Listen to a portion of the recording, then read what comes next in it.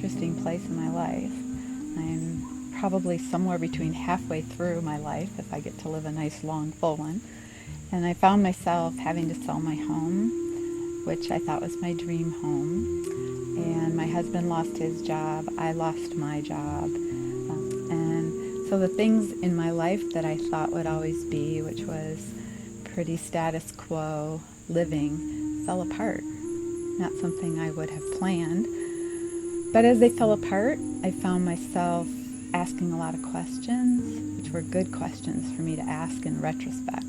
But I felt lost and a bit abandoned and alone, as relationships under stress are pretty difficult. And the thing that most recently in that scenario brought me to be here with you was a sign which the universe, I believe, posted for me, which was about horses.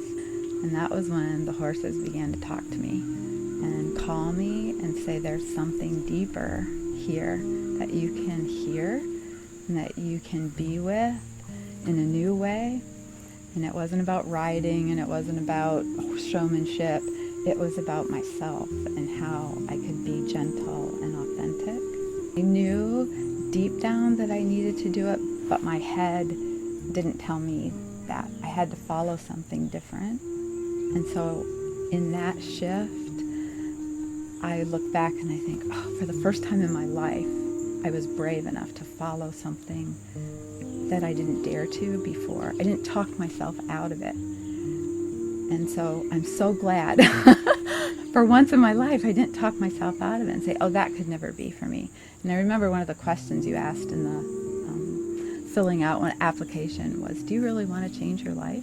Do you really want to change your life? And I said, yes, I really do. Even if it isn't easy, even if it isn't the usual way I've gone about things, if it doesn't feel comfortable right at first, I'm willing to take the journey. And I haven't been disappointed.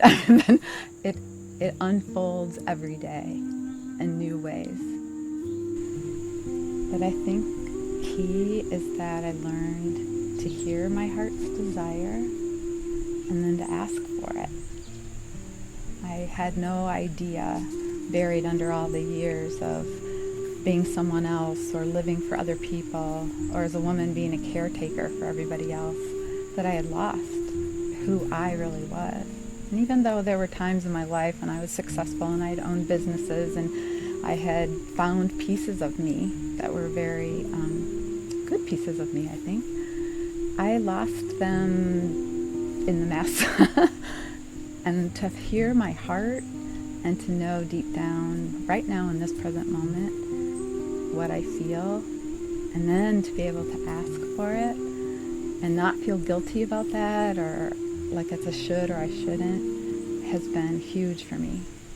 And it has really shifted all my relationships because I've learned from you that's allowed other people to do what they want to do and to be who they are when I stand up and be who I am. And that was new for me. I was a people pleaser and a caretaker. And this is just great. It's so freeing. I feel like I'm flying with birds or running with the horses, which was one of the things my horse teachers taught me, is come down and run with the herd.